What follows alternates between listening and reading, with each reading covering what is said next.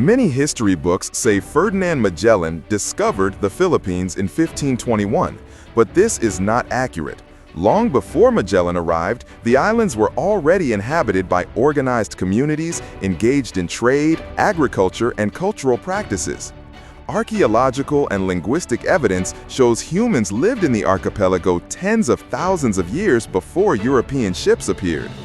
Today, we'll explore the history of the Philippines before 1521 and why the idea of discovery doesn't reflect the real story.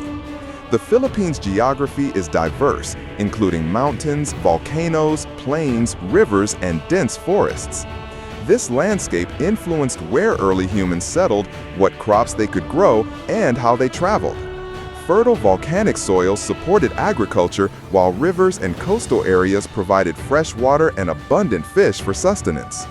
The surrounding seas connected islands, enabling travel, communication, and early trade. Some volcanoes, active and dormant, not only shaped the terrain but also provided fertile land for agriculture.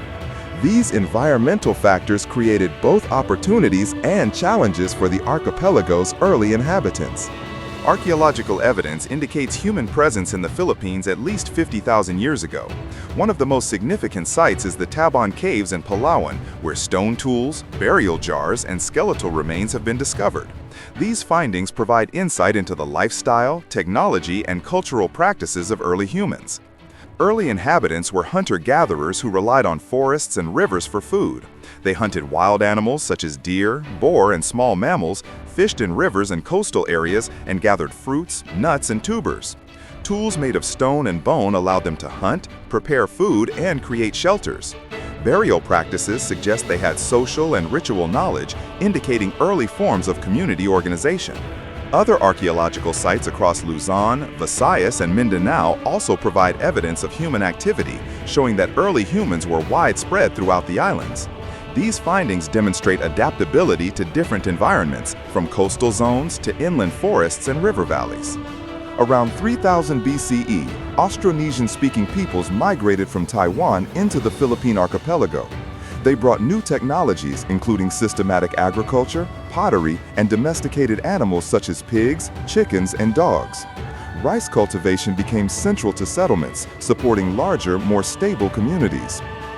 Seafaring technology advanced with the barangay, a wooden plank boat capable of transporting people, animals, and goods across the islands. These boats enabled inter-island trade and cultural exchange, linking communities over long distances. Austronesian migration influenced language, social organization, and cultural practices, forming the foundation of many Philippine societies.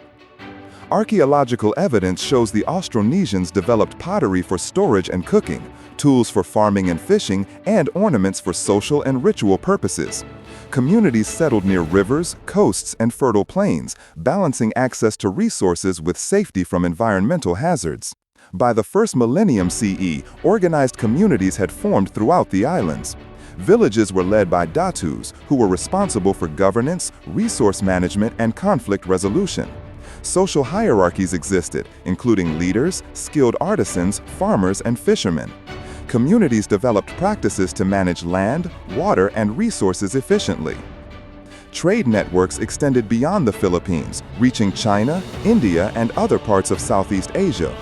Archaeological finds such as beads, ceramics, metal tools, and ornaments confirm participation in regional trade. These interactions introduced new technologies, materials, and cultural influences, further shaping local societies. Settlement patterns varied. Some communities built stilt houses along rivers and coasts, while others constructed fortified villages on elevated land for defense. Villages were strategically located to access resources, maintain trade connections, and ensure security against natural hazards or rival groups. Early Filipinos practiced animism, worshiping spirits in nature and ancestors, known as anatos. Rituals and offerings were part of community life, and artifacts such as burial jars and amulets provide evidence of these beliefs.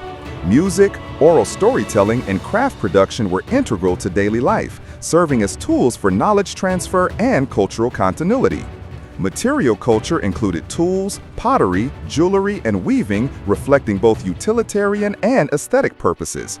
Communities adapted their practices to available resources, developing specialized skills for agriculture, fishing, crafting, and trade. Education occurred informally, often through apprenticeship, oral history, and participation in communal activities, allowing skills and traditions to pass from one generation to the next. These evidence shows that before Magellan arrived in 1521, the Philippines was already home to thriving communities, complex trade networks, and rich cultural traditions. Understanding this history gives us a clearer picture of our past, beyond the stories told by European explorers. If you want to discover more about the Philippines' history, culture, and fascinating stories from our islands, don't forget to like this video and subscribe to Tuklas Pinas for more content like this.